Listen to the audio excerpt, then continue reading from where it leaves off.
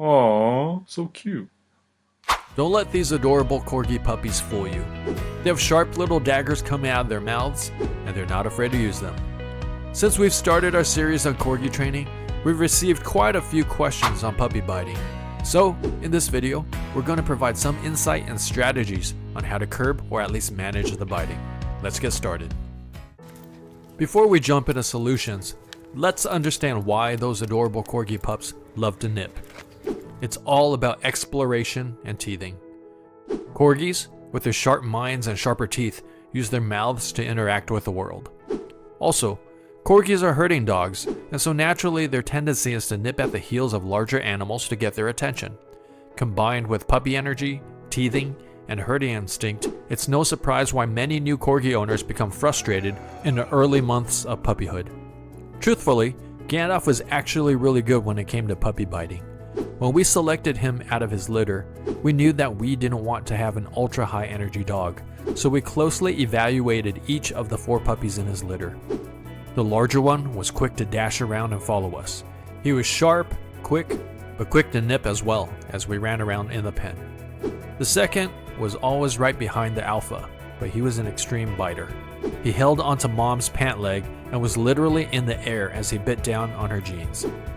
The third puppy sat there chewing on the grass and didn't have a care in the world and ignored us. He was a little too aloof for our taste. Then there was Gandalf. He was always a step or two slower than his 2 other brothers. It would take about 5 seconds before he realized that the other 2 puppies were chasing us, and then he would follow behind, a little clumsy.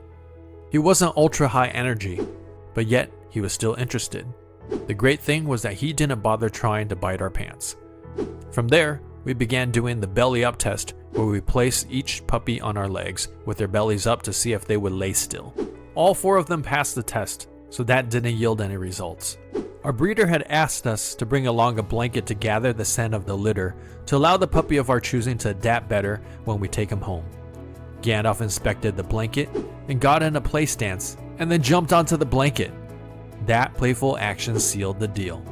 He demonstrated that he was not as high energy as his 2 other brothers, but showed a goofy and playful side that we knew was going to be a lot of fun. I share this story because I do believe that nipping is associated with your pup's temperament.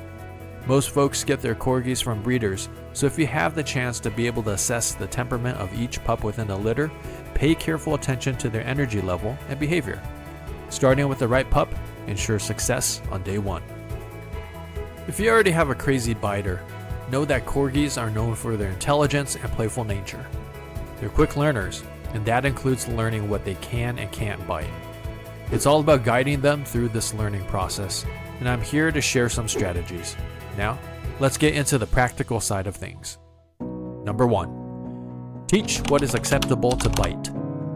Corgi puppies are going to bite, so direct them to what is acceptable. Have plenty of chew toys with varying textures and tastes for your dog to enjoy. In his puppy years, Gandalf loved chewing on these deer antlers, kongs, this plastic chew toy, and fake stick. We also allowed him to have bully sticks on occasion. We would make sure that he was undisturbed while chewing the right things to encourage him to continue chewing. For toys, we had a number of rope toys that we would encourage him to tug on. These Kong animals were also great, but he loves to pick at the seam, so eventually those would not be left with him unsupervised.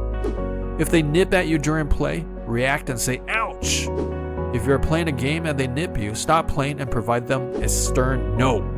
Being consistent will demonstrate to your pup that if they nip you for any reason, that is unacceptable behavior and the fun stops. Dogs are very aware of where their teeth are. In the same way that we as humans have proper hand-eye coordination, dogs use their mouths regularly to interact with the world. Therefore, any nipping is by no means accidental. Deliberately show your dog what is acceptable to chew on by handing the chew toy directly to them. If you have worked on the take it and drop game as demonstrated in our last video, this is a great way to show that the toy is fair game to chew on. On the other hand, for the items that you do not want your pup to chew on, be sure to have a good leave it command, which you can learn in part 2 of our Corgi training series. Leave it. Clear communication is the key to ensure that your dog knows what is appropriate to bite. If you are consistent with communication, know that your dog is smart enough to understand what items are acceptable for them to interact with. For Gandalf, he knows exactly what is his and what is not. Miraculously, he knows not to chew on any of our daughter's toys, so we never have an issue of leaving any toys out. As a bonus tip, work with your dog on resource guarding by swapping their chew toys with another one frequently. Doing this multiple times during their chew session will hopefully curb some of the resource guarding issues in the future when they become adults. Number 2, set your dog up for success. If you know your dog is going to be tempted to chew on a slipper, then don't leave it out in the open. Look around the house to see prime objects that your dog could get into. In this phase of puppy training, be sure to remove those items that will become problematic. Additionally, if they are puppies and unsupervised, they should be confined in a pen with items that are acceptable to chew on. As they continue to have success over time, more freedom can be given. If you find your pup wound up with energy, calm down or do some obedience training to work on impulse control. Just like kids with too much candy, sometimes nipping and puppy biting occurs when your dog is in an excited state. When they get to that point and start biting, change the activity to set your dog up for success.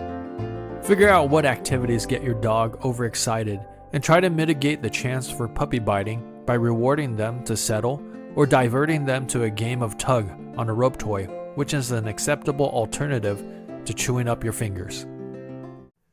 Number 3, socialization. Dogs are social animals, so early on, it's important for puppies to play with other puppies in order to develop a proper bite inhibition. If you've seen other dogs yelp and then lay on their backs, that's commonly a sign where one dog was too aggressive and the other dog is yelping in disapproval and submitting to them to say that it was too rough. Wrestling with other dogs is a healthy activity that allows your dog to learn what is socially acceptable. Puppy playtime classes are great socialization opportunities in a controlled environment. Also, play dates where you can monitor their interactions are great. Dog parks can be controversial, but we actually went daily for the first few years of Gandalf's life.